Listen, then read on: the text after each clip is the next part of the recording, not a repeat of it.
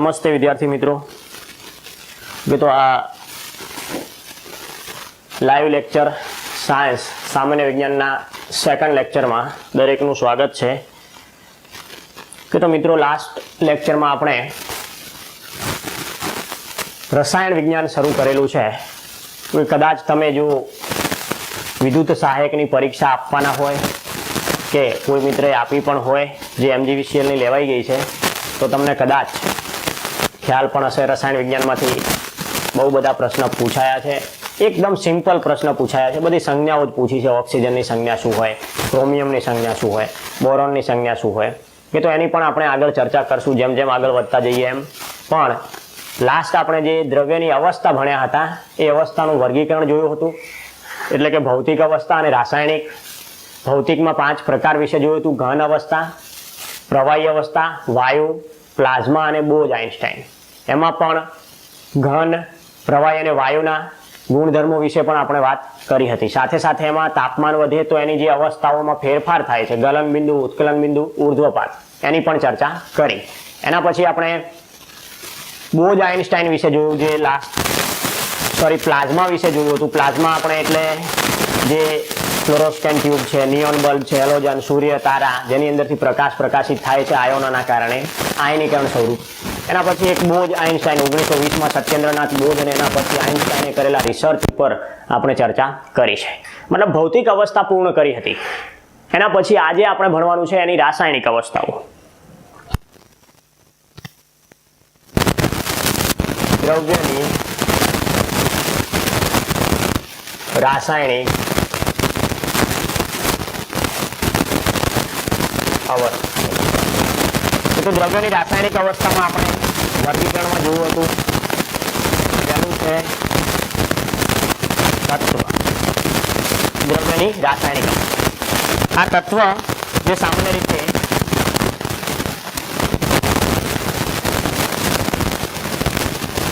व्याख्या कोणे आपी छे तो एंटोनिया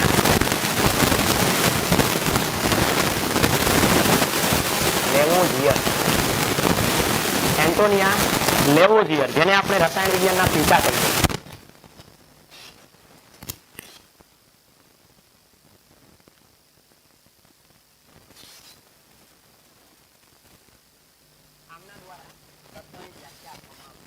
एंटोनिया लेवोजियर तत्व ए पदार्थ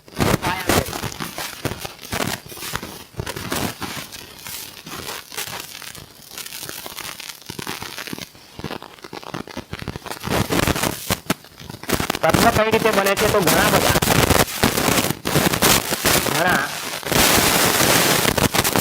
परमाणु जोड़ाई अणु बने। अणु अने अणुमांथी शुं बने छे तत्व।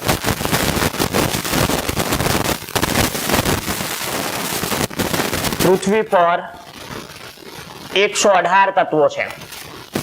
अत्यारे छेल्ली पोजीशन प्रमाणे केटला तत्वों छे? 118। आ 118 में 94 कुदरती है अने 24 कृत्रिम। 118 तत्वों है एमां 94 कुदरती है अने 24 कृत्रिम। एटले के प्रयोगशाला में तैयार थयेला केटला छे? 24 अने कुदरती रीते मळेला होय एवा 24, कुदरती रीते 94। आ 118 पैकी 2 तत्वों प्रवाही स्वरूपे छे। पारो एटले के मर्क्यूरी Hg। आ शुं छे तो धातु। बीजो छे ब्रोमीन एटले के Br ब्रोमीन। आ शुं छे तो अधातु। अधातु तत्व प्रवाही कयो छे तो 2 तत्वों प्रवाही छे 118 में। अधातु प्रवाही पूछे तो ब्रोमीन अने पारो मर्क्यूरी छे धातु। आ पारो छे ए बीजा लाक्षणिकता तरफ जोईए तो आमां सौथी भारे प्रवाही छे। पारो सौथी भारे प्रवाही छे। ये तो आ 118 तत्वों की लाक्षणिकताओ। તત્વો પોતાના ચોક્કસ ગુણધર્મો ધરાવે છે. તત્વો ચોક્કસ ગુણધર્મો ધરાવે છે. તો તત્વો ચોક્કસ ગુણધર્મો ધરાવે છે. સાથે સાથે તત્વોનું વર્ગીકરણ છે. પૃથ્વી પર જે તત્વો છે એ 3 સ્વરૂપે છે.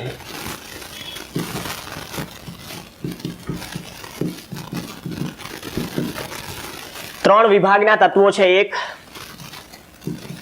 ધાતુ, બીજું અધાતુ અને ત્રીજું છે અર્ધધાતુ. ધાતુ, અધાતુ અને અર્ધધાતુ સ્વરૂપે જોવા મળશે. તો અહીંયા પણ ધાતુ, અધાતુ અને અર્ધધાતુમાં જોઈએ તો ધાતુ તત્વો કુલ 91 છે, અધાતુ કુલ 20 છે અને અર્ધધાતુ કુલ 7 છે. કુલ 118 પૈકી. તો આ વાત શાની થઈ? તત્વની. તો તત્વ કુલ સામાન્ય રીતે 3 ભાગમાં તમે વિભાજિત કરી શકો: ધાતુ, અધાતુ અને અર્ધધાતુ. તો કુલ સામાન્ય તત્વોની ચર્ચા કરીએ તો આ છે. ઉદાહરણ તરીકે તમને તત્વોના ઉદાહરણ આપું. એક Ag, એક કોપર, ઓક્સિજન, હાઇડ્રોજન, Hg વગેરે વગેરે તો તત્વો છે. તો દ્રવ્યની પહેલી અવસ્થા તત્વ, જેને રસાયણ વિજ્ઞાનના પિતા કહેવાય છે, આમણે તત્વની શું કરી? વ્યાખ્યા આપી. તત્વ શું છે? તો પદાર્થનો પાયાનો એકમ. તત્વ એ પદાર્થનો શું છે? પાયાનો એકમ છે. ઘણા પરમાણુ જોડાઈ શું બનાવશે? અણુ. અને અણુ જોડાઈ શું બનાવશે? તત્વ. એટલે સામાન્ય રીતે શું થશે? આવું થશે. આમ હું અહીંયા સંયુક્ત રીતે લખું તો પરમાણુ, પછી અણુ, પછી તત્વ અને પછી પદાર્થ. આવું થશે. કે હજુ પરમાણુમાં પાછા આગળ જઈશું તો અલગ અલગ વૈજ્ઞાનિકોએ પરમાણુ વિશે, એની ઉત્પત્તિ વિશે જુદી જુદી વાતો કરી છે. તો એની પણ આપણે આગળ ચર્ચા કરશું જેમ જેમ આગળ જઈશું તેમ. તત્વ. તો તત્વો કેટલા છે પૃથ્વી પર? 118. આ 118 તત્વો જોવા જઈએ તો 94 કુદરતી છે અને 24 કૃત્રિમ. એટલે કે લેબોરેટરીમાં કેટલા તૈયાર થયેલા છે? 24. 118 પૈકી 2 તત્વો પ્રવાહી સ્વરૂપે છે. કયા 2 તત્વો? તો એક છે પારો એટલે કે મર્ક્યુરી, Hg, જે ધાતુ છે અને સૌથી ભારે પ્રવાહી. એટલે કે પ્રશ્ન એવો પૂછાય, કઈ ધાતુ પ્રવાહી છે? તો જવાબ આવશે પારો. બીજો છે બ્રોમિન, Br, અધાતુ. કઈ અધાતુ પ્રવાહી છે? તો જવાબ આવશે બ્રોમિન. તત્વો ચોક્કસ ગુણધર્મ ધરાવે છે. મતલબ તત્વને પોતાના ખુદના ગુણધર્મો હોય છે. તત્વો કોને કયા? તો સિમ્પલી જુઓ, આ ચાંદી છે, કોપર છે, ઓક્સિજન છે, હાઇડ્રોજન છે, મર્ક્યુરી છે. આ બધા શાના ઉદાહરણ છે? તત્વના ઉદાહરણો છે. તો વાત થઈ અહીંયા તત્વ શું છે એની. તત્વો 3 ભાગમાં વિભાજિત છે. કયા કયા 3 ભાગ? ધાતુ 118 માંથી 91 તત્વો તો ધાતુ તત્વો છે. અધાતુ 20 તત્વો અધાતુ છે. અને અર્ધધાતુ કેટલા છે? 7 તત્વો અર્ધધાતુ એટલે કે સેમિકન્ડક્ટર તત્વો છે. કે તો આ દ્રવ્યની પહેલી એક અવસ્થા, રાસાયણિક અવસ્થા જો આપણે જોઈએ, રાસાયણિક અવસ્થાઓ અને એમાં તત્વ. એના પછી આગળ જોઈએ બીજી અવસ્થા છે સંયોજન. કે તો તત્વ પછી જોઈએ સંયોજન.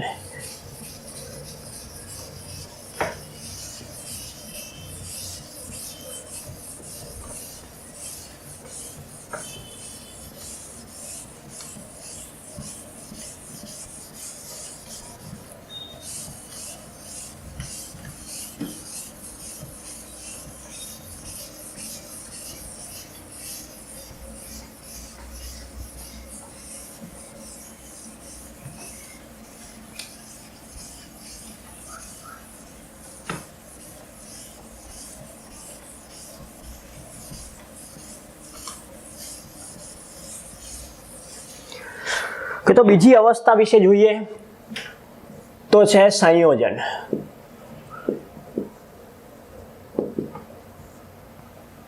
તો સંયોજન કોને કહેવાય છે? સંયોજન એ દ્રવ્યની રાસાયણિક અવસ્થાનું બીજું સ્વરૂપ છે તત્વ પછી.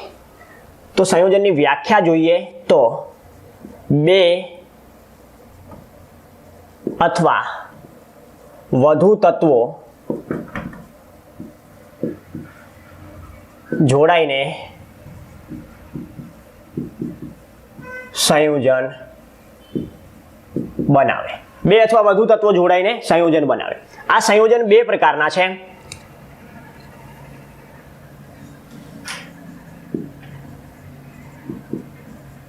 બે પ્રકાર. એક કાર્બનિક સંયોજન. જે સંયોજન હોય, જે સંયોજનમાં કાર્બનની હાજરી હોય તેવા સંયોજનને કાર્બનિક સંયોજન કહે છે.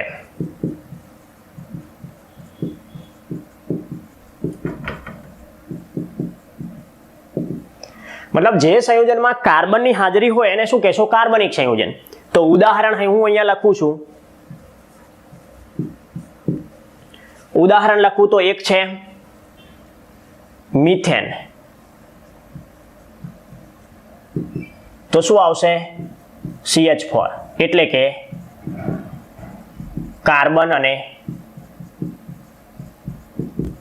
હાઇડ્રોજન. આ તો હાઇડ્રોકાર્બન લખ્યું. આવું બીજું એક હાઇડ્રોકાર્બન હું લખી દઉં છું. કાર્બન જ્યાં હાજર હોય એવું આલ્કોહોલ એટલે કે ઇથેનોલ C2H5OH. તો અહીંયા પણ શું છે? કાર્બન. તો અહીંયા બંનેમાં કાર્બન હાજર છે એટલે આ સંયોજન કહેવાશે. પણ કેવા સંયોજન? કાર્બનિક સંયોજનો. જ્યાં કાર્બન હાજર છે એને આપણે શું કહેશો? કાર્બનિક સંયોજન. એના પછી બીજું અકાર્બનિક સંયોજન.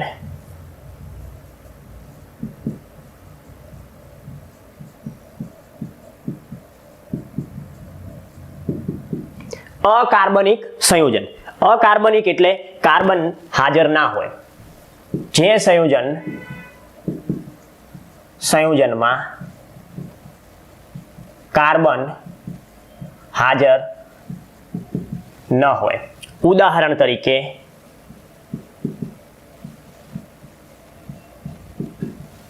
Hydrogen plus oxygen. તો શું બનશે?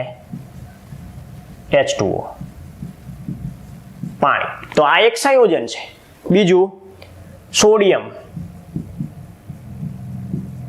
Plus chlorine.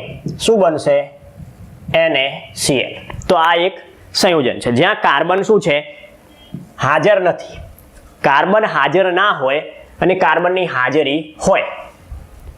કાર્બનની હાજરી હોય અને ના હોય. કે તો હાઇડ્રોજન ઓક્સિજન એક સંયોજન છે. બીજું અહીંયા એક ગુણધર્મમાં યાદ રાખશો.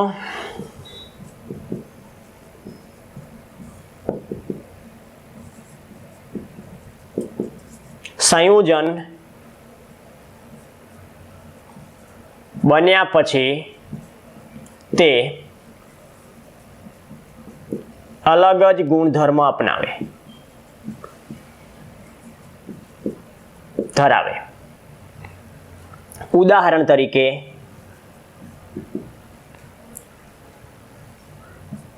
હાઇડ્રોજન પ્લસ ઓક્સિજન બરાબર H2O.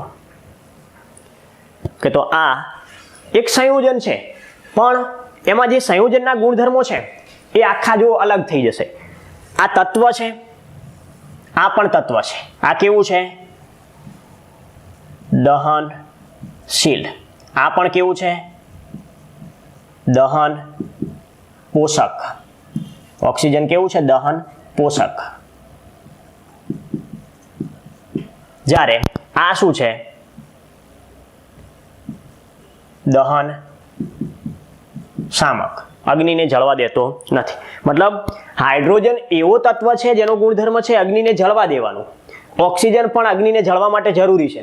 જ્યારે એ બે ભેગા થઈને પાણી બનશે તો એ અગ્નિને જળવા દેશે નહીં, દહન શામક થઈ જશે. કે તો ક્લિયર સમજાઈ ગયું કે સંયોજન બન્યા પછી જે તત્વના ગુણધર્મો છે એના કરતાં એક નવું જ ગુણધર્મ, એટલે કે અલગ જ ગુણધર્મ કોણ ધરાવે? સંયોજન ધરાવે. તત્વ જેવા ગુણધર્મો રહેશે નહીં. તત્વને પોતાના મૂળ ગુણધર્મો હોય છે, પણ સંયોજન બન્યા પછી સંયોજનના ગુણધર્મો અલગ હશે. કે તો આ વાત થઈ સંયોજનની. કે તો જુદા જુદા ઘણા પ્રકારના સંયોજન છે. આપણે જે પણ જોઈએ છે, બે કે બેથી વધારે તત્વો ભેગા થાય તો એ સંયોજન બને છે.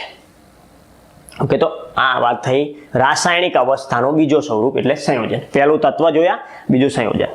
એના પછી નેક્સ્ટ ત્રીજું સ્વરૂપ જોઈએ. સંયોજન પછી ત્રીજું સ્વરૂપ મિશ્રણ.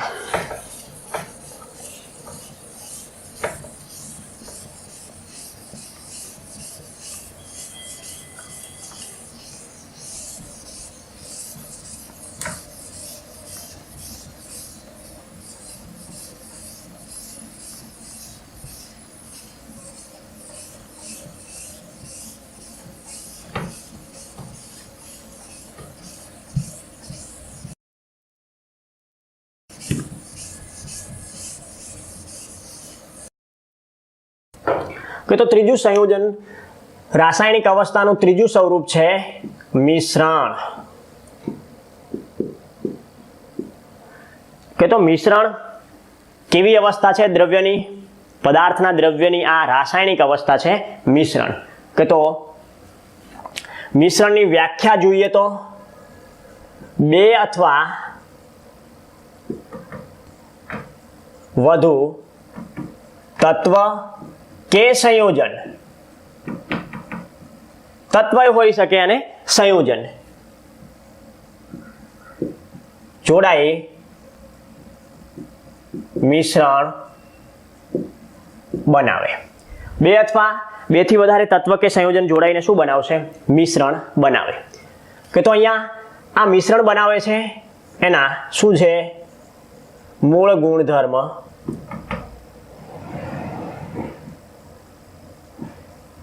ધરાવે. મૂળ ગુણધર્મ ધરાવશે. કે તો અહીંયા સમાંગ મિશ્રણ, બે તત્વ કે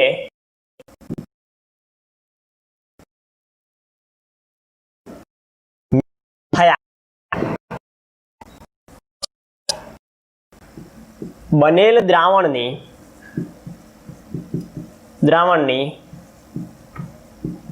સપાટી અલગ કરી શકતા નથી.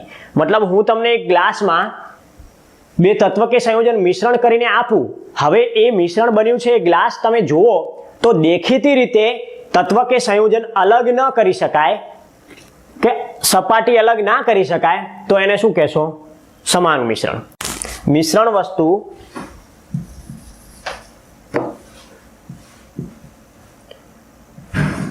દેખીતી અલગ ન થાય તેવું, તો આને શું કહેશો? સમાંગ મિશ્રણ. ઉદાહરણ સમજશો એટલે વધારે યાદ આવશે. ઉદાહરણમાં તમને કહું છું, ખાંડવાળું પાણી અથવા તો મીઠા. તમને હું ગ્લાસમાં, કોઈ ગ્લાસ છે એમાં ખાંડ એક સંયોજન છે અને પાણી પણ સંયોજન છે, આ બે સંયોજન ભેગા કરીને આપી દઉં છું. તો હવે તમે જુઓ, આંખથી દેખો છો ખાંડ અંદર મિશ્રણ કરી દીધી છે, મતલબ એ મિશ્ર થઈ ગઈ. હવે એ ગ્લાસ ખાંડવાળું પાણી છે એ તમને આપવા આવું તો તમે આમ ગ્લાસમાં પાણી જોઈને ક્યારેય એવું ના કહી શકો કે આમાં ખાંડ શું છે? ઓગાળેલી છે અથવા મીઠું ઓગાળેલું છે. કારણ કે એ ખાંડ અને પાણી એકબીજા સાથે મિશ્ર એવી રીતે થયા છે કે એની સપાટી જુદી કરી શકતા નથી. તો એને આપણે શું કહેશો? સમાંગ મિશ્રણ. બીજું જોઈએ વિસમાંગ મિશ્રણ.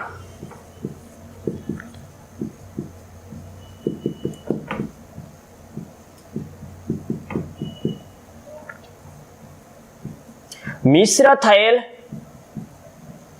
બે તત્વ કે સંયોજનની સપાટી અલગ થતી હોય તો તેને વિસમાંગ મિશ્રણ કહેવાય. વિસમાંગ મિશ્રણ કહેવાય. વિસમાંગ મિશ્રણમાં શું હશે? સપાટી અલગ કરી શકાતી હશે. કઈ રીતે? તો જુઓ, સિમ્પલ ઉદાહરણ.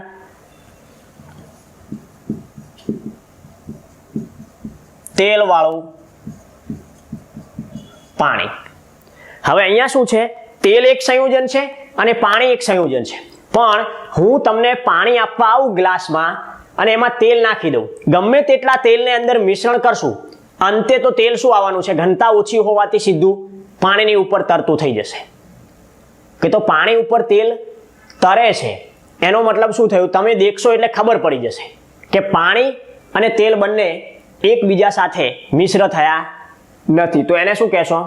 વિસમાંગ મિશ્રણ. આના સિવાય બીજું કહી દઉં તમને. મીઠા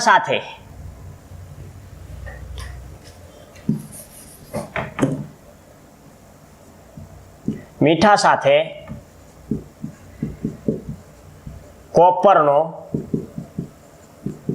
ભૂક્કાનો મિશ્રણ. કે તો આ કેવું છે? સફેદ રંગ. કોપર કેવો છે? ભૂખરા રંગનું. હવે આ બંનેને મિશ્રણ કરશો તો પ્લેટમાં તમને થોડું મીઠું અને થોડું કોપરનો ભૂક્કો આપી દેવામાં આવે તો એ જોતા કોઈને ખબર પડી જાય કે આ એકલું મીઠું નથી, અંદર કંઈક બીજું નાખેલું છે. કારણ કે બંનેનો કલર અલગ છે. દેખતાની સાથે ખબર પડી જાય કલર જોઈને જ કે આ મીઠું છે, કંઈ ભૂખરા રંગનું ના હોય. કે તો આના સિવાય આ જ ઉદાહરણને તમારે આમાં લઈ જવા હોય તો મીઠા સાથે લોટ નાખી દઈએ તો મીઠામાં મિશ્ર થઈ જાય લોટ. કારણ કે એ સફેદ રંગનું છે અને મીઠું સફેદ રંગનું છે તો એ કેવું થઈ જાય? સમાન. દેખીને ખ્યાલ ના આવે, અહીંયા દેખીને ખ્યાલ આવી જાય. તો એને શું કહેશો? વિસમાંગ મિશ્રણ. વિસમાંગ મિશ્રણના પાછા બે પ્રકાર છે.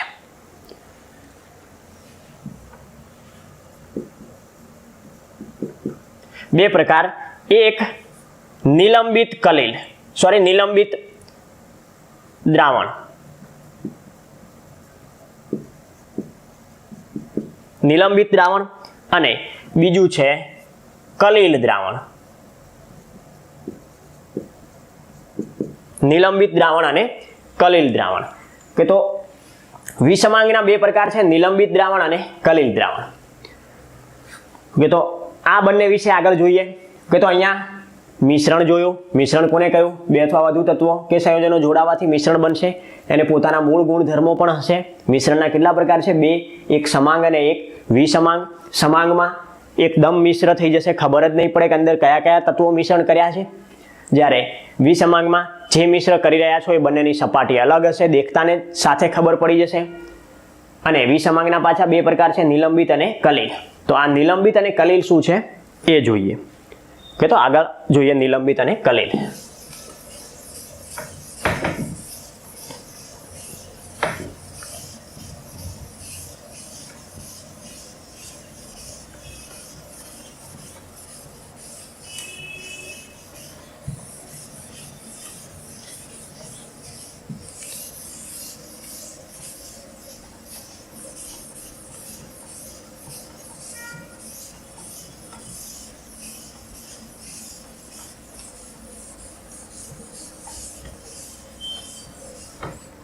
કે તો અહીંયા હું જે પ્રકાર છે વિસમાંગ મિશ્રણ એના બે પ્રકાર લખું છું. બે પ્રકાર. એક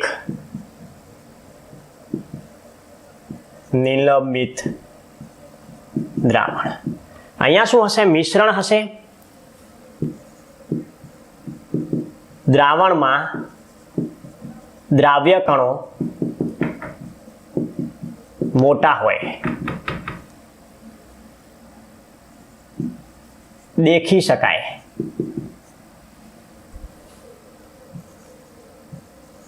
અમુક સમયે સુધી દ્રાવણ શાંત મૂકતા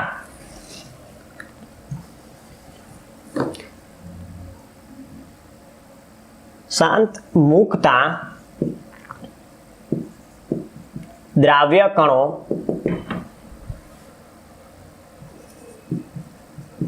દ્રાવણના તળિયે બેસી જાય. કે તો નિલંબિત દ્રાવણમાં કેવું હશે, તમે દ્રાવણ આખું જે દ્રાવણ છે એની અંદર જ્યારે દ્રાવ્ય કણો નાખશો તો એ આમ અંદર તરતા હોય ને એવું દેખાશે, પણ એ દ્રાવણને થોડી વાર સાઈડમાં મૂકી રાખો તો ધીરે ધીરે ધીરે એ દ્રાવ્ય કણો નીચે બેસી જાય અને પછી ઉપર ક્લિયર ઉપરનો ભાગ અલગ થઈ જાય. કે તો કણો નરી આંખે દેખી શકાશે.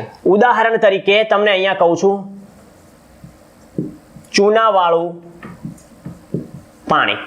હવે ચૂનાને પાણીમાં મિશ્રણ કરો એટલે થોડા સમય સુધી ચૂનો છે ને એ પાણી ઉપર તરતું જોવા મળે, પણ તમે એ ચૂનાવાળા પાણીને એક સાઈડમાં ગ્લાસમાં ભરીને મૂકી દો તો શું થશે, જેમ જેમ સમય જશે એમ ચૂનાના કણો ધીરે ધીરે ધીરે ધીરે નીચે બેસી જશે અને ઉપર શું આવશે, પાણી. એ જ રીતે છાશમાં પણ શું થાય, તમે છાશને ખૂણામાં મૂકી રાખો તો ધીરે ધીરે ધીરે છાશમાંથી છાશના જે કણો છે એ નીચે બેસી જાય અને પાણી ઉપર આવે, એટલે પાણી તમે પાછું અલગ કરી શકો અંદરથી. કે તો બંને થોડા સમય પછી અહીંયા પણ શું થશે, જો પ્રકાશ આપાત કરો, પ્રકાશ આપાત થાય તો પ્રકિરણન અસર જોવા મળે. દ્રાવણમાં શું જોવા મળે, પ્રકિરણન અસર જોવા મળે. મતલબ દ્રાવણમાંથી તમે આમ ગ્લાસમાં પ્રકાશ નાખશો તો પ્રકાશ જ્યારે અંદર જે કણો ફરે છે એ કણોને પ્રકાશ અથડાશે એટલે ચારે બાજુ પ્રકાશ ફેલાશે.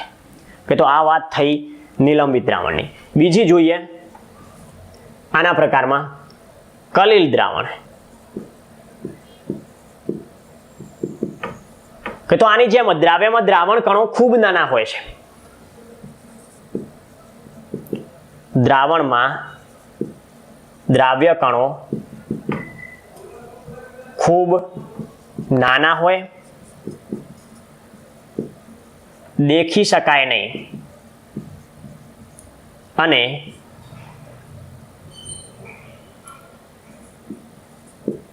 ક્યારે અલગ પડતા નથી. કે તો આવા કણો હશે જેને અલગ કરવા મુશ્કેલ છે. અલગ અલગ પ્રકારની ટેકનોલોજીનો ઉપયોગ થશે અહીંયા, જુદી જુદી સ્કેન્દ્રણ ટેકનોલોજીઓ. જે રીતે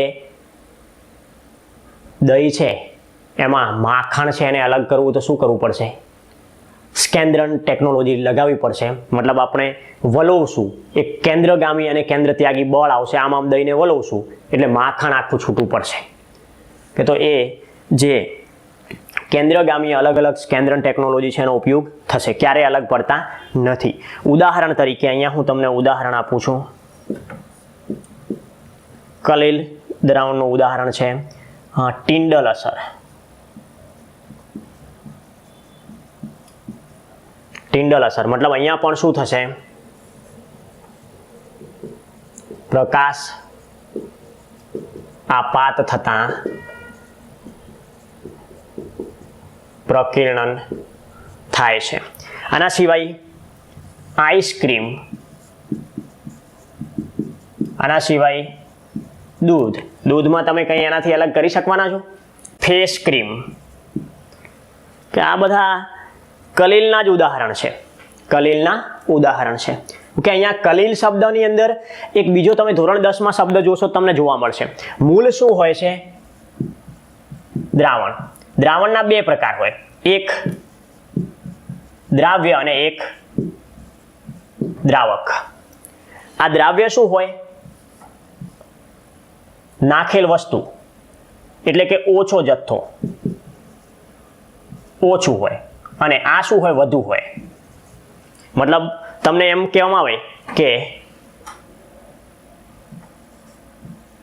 મીઠાવાળું પાણી છે, આમાં મીઠું શું છે તો એ દ્રાવ્ય છે જે નાખેલું છે, અને પાણી શું છે, દ્રાવક છે. કે તો આ મીઠાવાળું પાણી તમે જોશો તો મીઠાવાળા પાણીમાં શું થશે, મીઠું ઓછા પ્રમાણમાં છે તો ઓછું શું હોય, દ્રાવ્ય, અને વધુ શું હોય, દ્રાવક.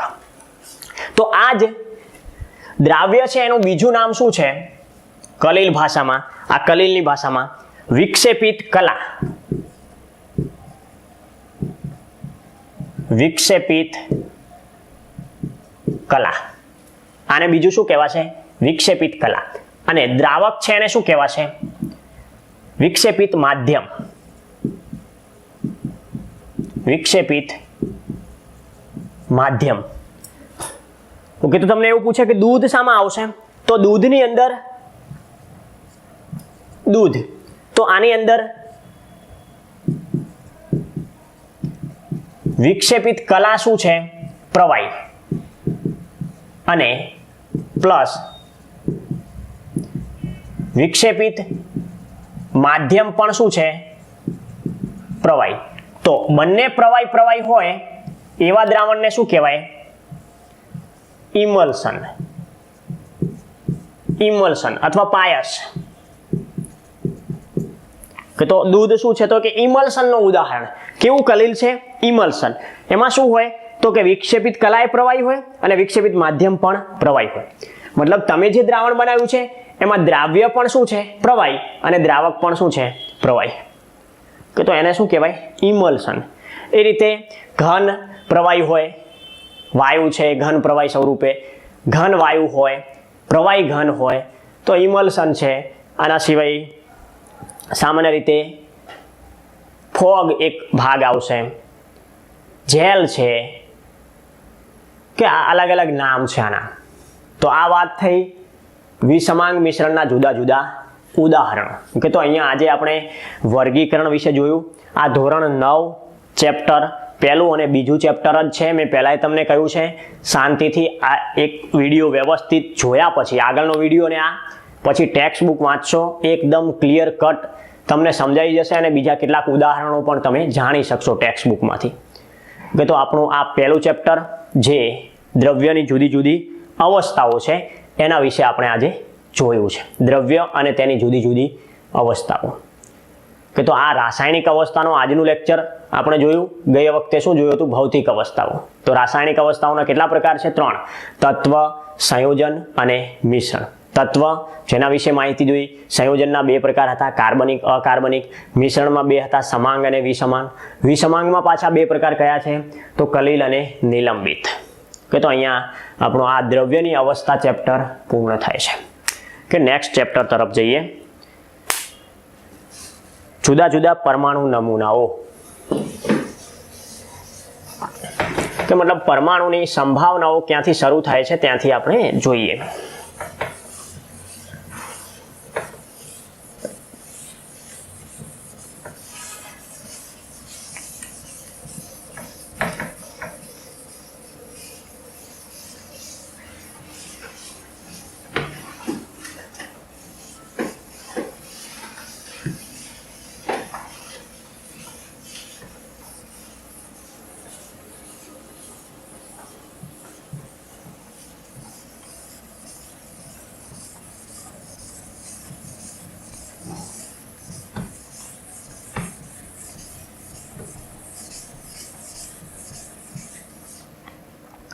કે તો જુદા જુદા પરમાણુ નમૂનામાં પરમાણુના જુદા જુદા સંકલ્પનાઓ છે.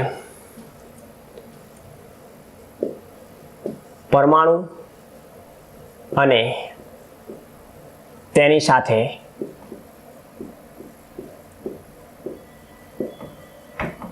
સંકળાયેલ વૈજ્ઞાનિકો. કે તો પરમાણુ શું છે, સૌ પ્રથમ શરૂઆત થઈ અને અત્યાર સુધી જુદા જુદા લોકોએ પરમાણુ વિશે શું કહ્યું, તો સૌ પ્રથમ આવે છે જોહન ડાલ્ટન. કે તો આ ડાલ્ટન સાહેબનો પરમાણુ વિશેનો ખ્યાલ શું છે, તો ડાલ્ટન સાહેબે એવું કીધું કે દ્રવ્ય પરમાણુ ધરાવે છે. એક તો ડાલ્ટન સાહેબે એવું કીધું કે દ્રવ્ય પરમાણુ ધરાવે છે, ચોક્કસ આપણે જોયું જ. દ્રવ્યનો પાયાનો એકમ તત્વ હતો, તત્વ શાનો બન્યો, ઘણા બધા પરમાણુનો. આના સિવાય ડાલ્ટન સાહેબે બીજી એક વાત કરી, પરમાણુ અવિભાજ્ય છે. આ ખાસ યાદ રાખશો, અવિભાજ્ય છે, જેનું સર્જન કે વિનાશ ન કરી શકાય. કે તો અહીંયા ખાસ યાદ રાખશો, ક્યાંય વાક્યમાં પૂછાય કે પરમાણુ અવિભાજ્ય છે એવું કોણે કહ્યું? તો ડાલ્ટન. આના ઉપરથી ઘણા બધા લોકોને જાણવા મળ્યું, શીખવા મળ્યું, આવું થોડુંક ભણ્યા પછી, મતલબ આવું થોડુંક રિસર્ચ જોયા પછી બીજા એક વૈજ્ઞાનિક આવ્યા ડાલ્ટન પછી, જે થોમ્સન.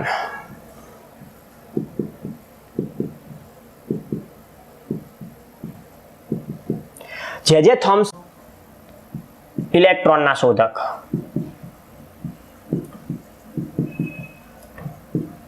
જે થોમ્સન શાના શોધક છે? ઇલેક્ટ્રોનના શોધક.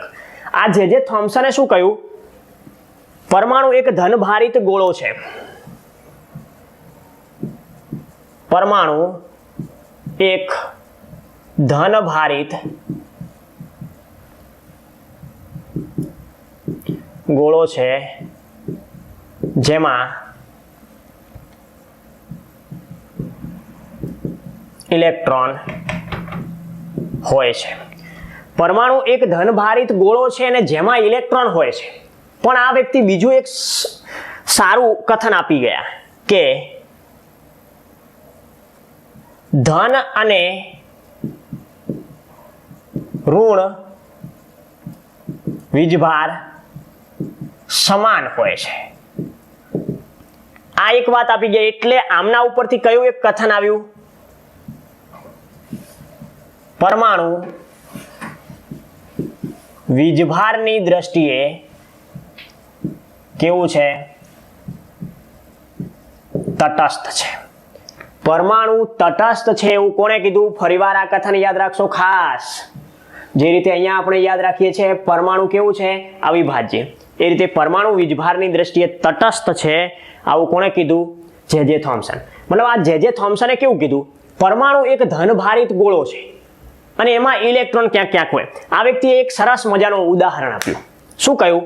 કે ક્રિસમસ કેક. પરમાણુ શું છે? ક્રિસમસ કેક જેવો છે. આ વ્યક્તિએ પરમાણુને કોની સાથે સરખાવ્યો? ક્રિસમસ કેક સાથે. પરમાણુ ક્રિસમસ કેક જેવો છે. ક્રિસમસ કેક એટલે શું થશે? ક્રિસમસ કેક તમે જુઓ તો એ આખી ક્રિસમસ કેક શું છે? ધનભારિત ગોળો. જ્યારે એની અંદર ડ્રાય ફ્રૂટ્સ મૂકેલા છે એ શું છે? ઇલેક્ટ્રોન છે. પરમાણુને ક્રિસમસ કેક તરબૂચના ટુકડા વચ્ચેથી, હવે એને જુઓ તો આખું તરબૂચનો ટુકડો છે વચ્ચેથી કાપેલો અર્ધચંદ્રકાર, એ શું છે? એક ધનભારિત ગોળ. પણ એમાં જ્યાં જ્યાં તમે બીજ જુઓ છો એ બીજ શું છે? ઇલેક્ટ્રોન. ઓકે, તો જે થોમ્સને શાની શોધ કરી? ઇલેક્ટ્રોનની શોધ કરી. સાથે સાથે આ વ્યક્તિએ શું આપ્યું? પરમાણુ વીજભારની દ્રષ્ટિએ તટસ્થ છે. આ બે વાક્ય ખાસ યાદ રાખશો. પરમાણુ અવિભાજ્ય છે એવું કોણે કહ્યું? ડાલ્ટન. એના પછી જે થોમ્સને કહ્યું પરમાણુ વીજભારની દ્રષ્ટિએ તટસ્થ છે. આ બધા કથનોના આધારે આગળ જતા એક નવા વૈજ્ઞાનિક આવે છે, રુથરફોર્ડ. રુથરફોર્ડ, જેમણે પોતાનો પરમાણુ નમૂનામાં શું કહ્યું જોઈએ આગળ? કે તો ડાલ્ટન સાહેબ પરમાણુ અવિભાજ્ય કહે છે, એટલે કે પરમાણુ તમે એનું સર્જન કે વિનાશ કરી શકતા નથી. એના પછી થોમ્સને ઇલેક્ટ્રોનની શોધ કરી. સાથે સાથે પરમાણુ તટસ્થ છે એવું કોણે કહ્યું? જે થોમ્સને કહ્યું પરમાણુ કેવું છે? તટસ્થ છે. એના પછી આગળ જોઈએ.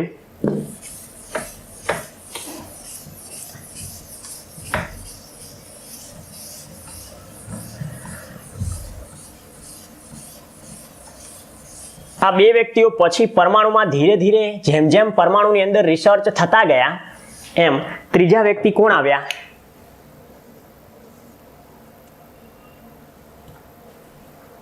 રુથરફોર્ડ.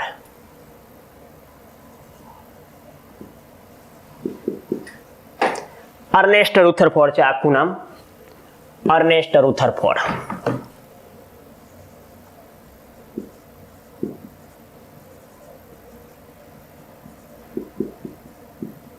આ વ્યક્તિએ શાની શોધ કરી? પરમાણુ ના કેન્દ્રમાં ધનભારિત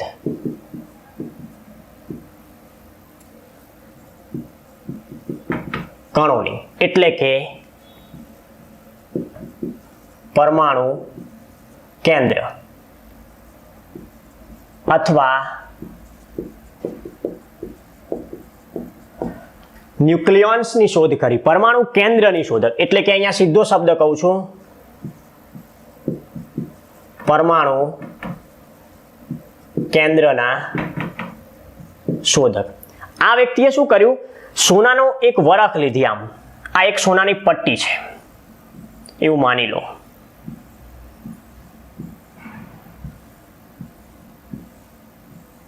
આના ઉપરથી આ બધામાં આમ કેન્દ્ર છે.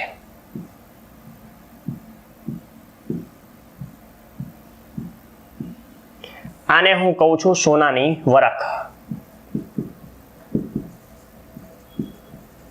વરખ એટલે પાતળી પટ્ટી. હવે આના ઉપરથી શું કરે છે? આલ્ફા કણો.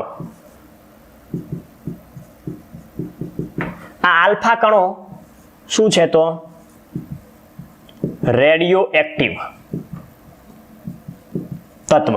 આ રેડિયો એક્ટિવ તત્વની ભેદન ક્ષમતા અલગ અલગ હોય છે. રેડિયો એક્ટિવ તત્વ છે એના શોધક કોણ છે? હેનરી બેકવેરલ. પાછળ આવશે, હું કહીશ તમને. પણ આ જે આલ્ફા કણો છે એના શોધક અર્નેસ્ટ રુથરફોર્ડ છે. અહીંયા પણ હું લખું છું આલ્ફા અને બીટા રેડિયો એક્ટિવ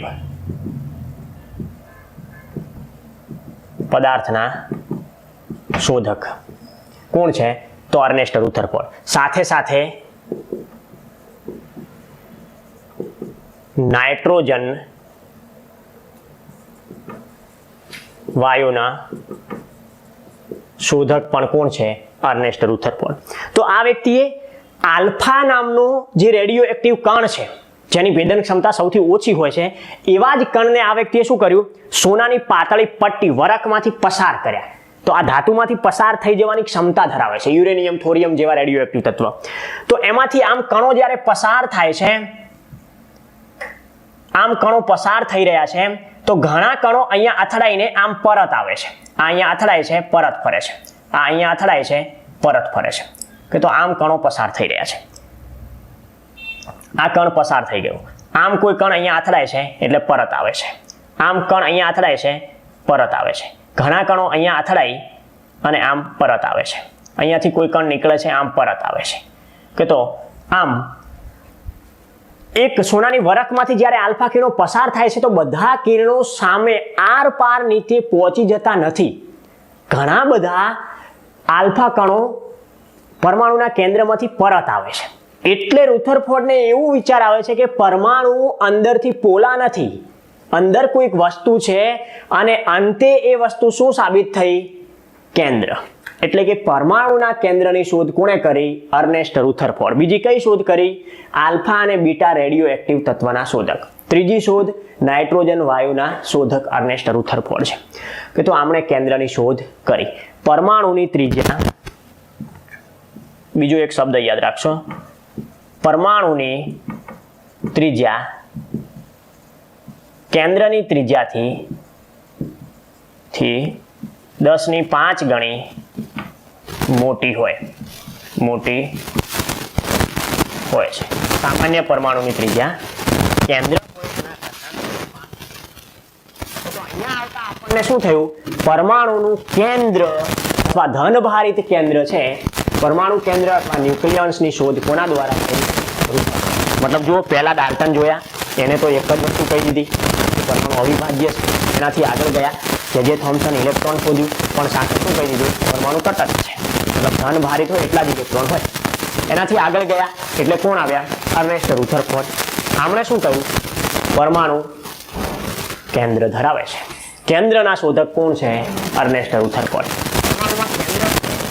આના ઉપર પ્રયોગ કર્યા સોનાની પાતળી પટ્ટી એટલે કે વરાક ઉપર. કયા કિરણો દ્વારા? આલ્ફા નામના રેડિયો એક્ટિવ કિરણો દ્વારા. શાની શોધ થઈ? કેન્દ્રની. કેન્દ્રની જે ત્રિજ્યા છે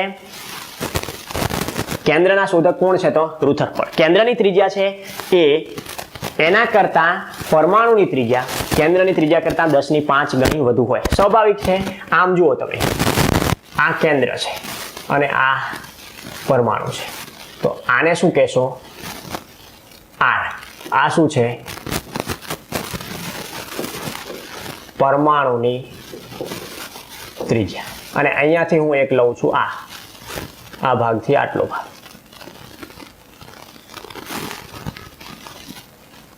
અને આને હું કહું છું સ્મોલ r. આ શું છે? તો કેન્દ્રની ત્રિજ્યા. તો અહીંયા જોશો તો શું થશે? r બરાબર 10⁵ સ્મોલ r. સીધો સૂત્ર કહી શકો તમે. કે તો આ વાત થઈ પરમાણુ સાથે રુથરફોર્ડે કરેલી શોધ. અને આ રુથરફોર્ડના કેટલાક કથનો પછી પરમાણુ પર વિશેષ શોધ થઈ અને એને આપણે પરમાણુ નમૂના તરીકે ઓળખીએ છીએ. કોણ લઈ આવ્યા? નીલ્સ બોહર નામનો વ્યક્તિ. Niels Bohr. પરમાણુ નમૂનો ખૂબ અગત્યનો છે, નીલ્સ બોહર. કે તો આ ત્રીજા વ્યક્તિ છે જેના કથનમાં કેન્દ્રની શોધ થઈ છે, ખાસ યાદ રાખશો. એના પછી પરમાણુ સાથે આવે છે નીલ્સ બોહર.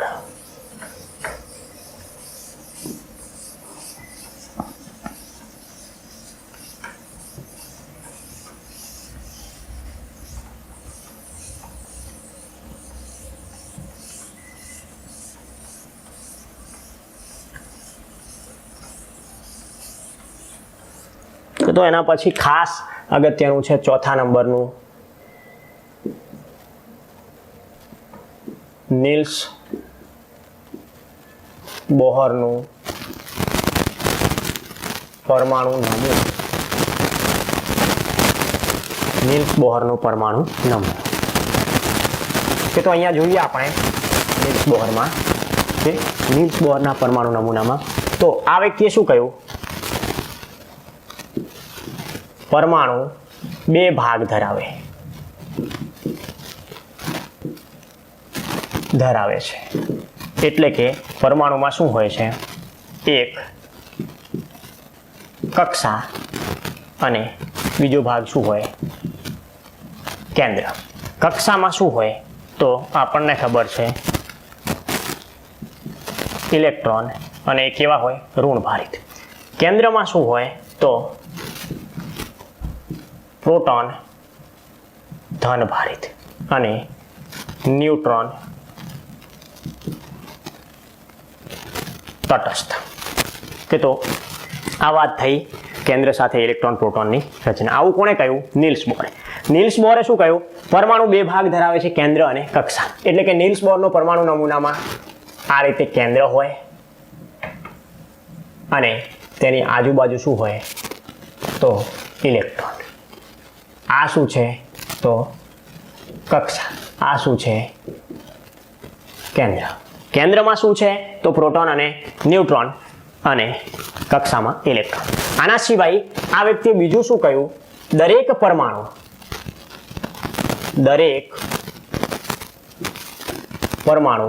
4 કક્ષા ધરાવે છે. દરેક પરમાણુ કેટલી કક્ષા ધરાવે છે? 4. આવું કોણે કહ્યું? Niels Bohr. દરેક પરમાણુ 4 કક્ષા ધરાવે છે, આવું નીલ્સ બોહરે કહ્યું. કઈ કક્ષા છે? તો એ જોઈએ તો જુઓ.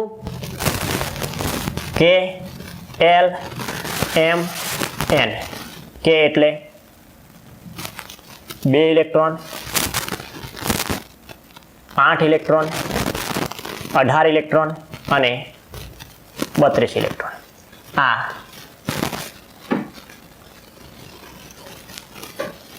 n બરાબર 1, n બરાબર 2, n બરાબર 3 અને n બરાબર 4. આ n શું છે? તો મુખ્ય ક્વોન્ટમ અંક, જે શું કરે છે? કક્ષા નક્કી કરે તેમજ ઉર્જા નક્કી કરે. કક્ષા નક્કી કોણ કરે છે? મુખ્ય ક્વોન્ટમાંક. કે તો કક્ષાની અંદર જો કક્ષામાં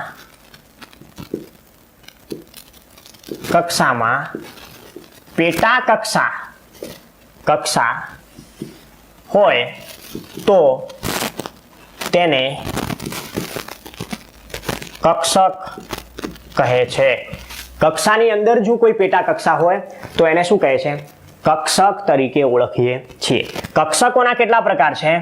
કક્ષક કુલ 4 પ્રકારની છે. કઈ? તો S, P, D અને F. S, P, D અને F. કે તો પહેલી કક્ષા હોય જેમાં K ની અંદર S હોય, L ની અંદર SP હોય, M ની અંદર SP, D હોય અને N આવશે તો 4 કક્ષા જોવા મળશે. કે તો આ વાત થઈ કક્ષાઓની. આની સાથે સાથે બીજું એક ખાસ યાદ રાખશો, કક્ષામાં ઇલેક્ટ્રોનની સંખ્યા શોધવાનું સૂત્ર કયું છે? કક્ષાની અંદર ઇલેક્ટ્રોન કેટલા છે શોધવાનું સૂત્ર કયું છે? 2 × n વર્ગ, જ્યાં n બરાબર મુખ્ય ક્વોન્ટમ અંક. જેમ કે હું તમને એમ કહું, ઉદાહરણ તરીકે L કક્ષામાં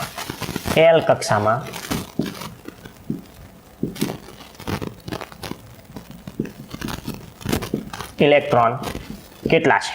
તો n બરાબર 2 જે L કક્ષા છે. સૂત્ર શું છે?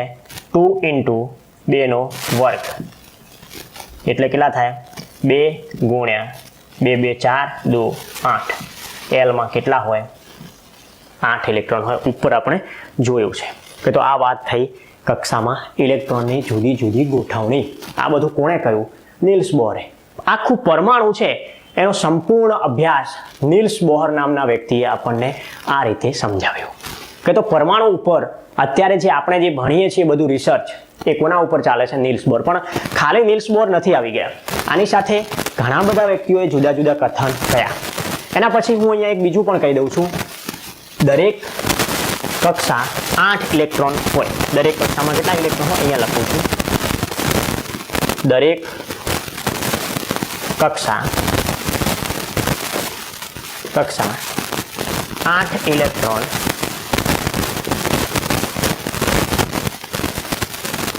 ભરે છે. પછી કક્ષા બદલાય. આ કોનો નિયમ છે? લેવિસનો અષ્ટકનો નિયમ. લેવિસનો અષ્ટકનો નિયમ શું છે? તો દરેક કક્ષા 8 ઇલેક્ટ્રોન ભરે પછી કક્ષા બદલાય. મતલબ 8 ક્રમશઃ બદલાય. કક્ષાના બાહ્ય ઇલેક્ટ્રોનને પરમાણુની બાહ્ય કક્ષાના ઇલેક્ટ્રોનને સંયોજકતા ઇલેક્ટ્રોન કહે છે. સંયોજકતા ઇલેક્ટ્રોન એટલે શું? તો બહારની કક્ષામાં જે ઇલેક્ટ્રોન હોય એને સંયોજકતા ઇલેક્ટ્રોન કહેવાય છે. એના સિવાય હું અહીંયા થોડુંક તમને એક બીજું પણ વર્ગીકરણ આપી દઉં છું. અણુ, આની સાથે સાથે શોધક, ચાર્જ અને દળ. પેલો છે પ્રોટોન, બીજો અણુ છે ઇલેક્ટ્રોન અને ત્રીજું છે ન્યુટ્રોન. પ્રોટોન કેવા છે? ધનભારી, ઇલેક્ટ્રોન ઋણ, ન્યુટ્રોન તટસ્થ. પ્રોટોનના શોધક કોણ છે? તો સીધું યાદ રાખશો, ગોલ્ડ સ્મિથ અથવા તો રુથરફોર્ડ પણ આપે તમને. ઇલેક્ટ્રોનના શોધક આપણને ખબર છે જે થોમ્સન, ચેડવિક. આના પછી આગળ આમનું આમ હું ક્રમશ લખીશ. પ્રોટોનનો ચાર્જ છે પ્લસ 1.67 ગુણ્યા 10⁻19 કુલમ. આ જ વસ્તુ વીજભારમાં તો ઓલરેડી તટસ્થ છે, આવું કોણે કહી દીધું? જે થોમ્સને જ કહ્યું. તો આપણે આગળ જોયું તો આ કેવું આવશે? -1.67 ગુણ્યા 10⁻19 કુલમ. માઇનસ ખાલી ઓળખાણ માટે છે, ક્યાંય એક્ઝામ્પલની ગણતરી કરતા હોય તો પ્લસ માઇનસ લખવાના નથી રહેતા. એના પછી ચેડવિકે ન્યુટ્રોનની શોધ કરી. ન્યુટ્રોન કેવા છે? વીજભાર ધરાવતા નથી, તટસ્થ છે. એના પછી દળની વાત છે, વજન. તો પ્રોટોનનું અને આનું વજન સરખું છે. કોનું? એટલે કે પ્રોટોન અને ન્યુટ્રોન આ બંનેનું વજન સરખું છે કે 1.67 ગુણ્યા સામાન્ય રીતે એટલું જ વજન દળ સાથે આવશે. કે તો ઇલેક્ટ્રોનનું વજન અલગ આવશે. અહીંયા હું લખાઈ દઉં છું બીજું. આ 1.6 જ આવશે, 67 કરવાની જરૂર નથી. જ્યારે અહીંયા શું આવશે? તો અહીંયા પણ આ જ વસ્તુ આવશે, 1.6 ગુણ્યા 10⁻27 કિલોગ્રામ. આ કોનું છે? પ્રોટોનનું. આ 67 આવશે. અહીંયા પણ ન્યુટ્રોનનું એટલું જ આવશે, 1.67 ગુણ્યા 10⁻27 કિલોગ્રામ. જ્યારે આ વસ્તુમાં કેટલું આવશે?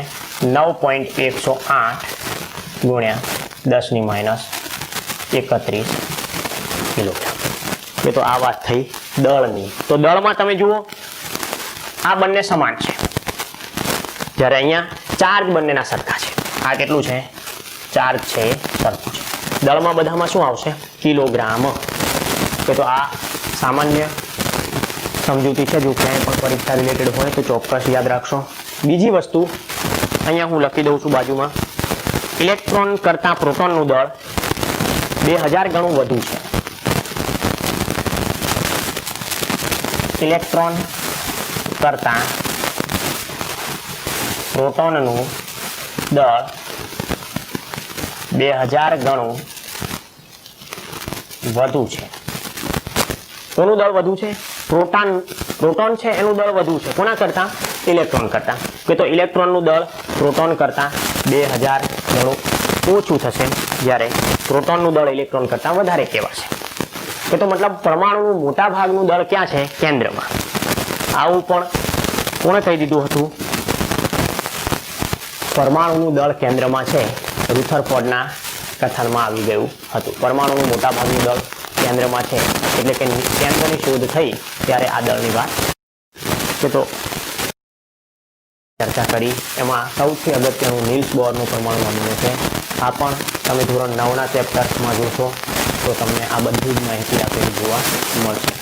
કે તો આજે આપણે આ પરમાણુ નમૂના સુધી રાખશું. આવતા લેક્ચરમાં જુદા જુદા જે પરમાણુ છે, જુદા જુદા પરમાણુ, એ પરમાણુઓ વિશે જેની અંદર વ્યાખ્યા આવશે. પરમાણુ ક્રમાંક કોને કહેવાય? પરમાણુ ભાર કોને કહેવાય?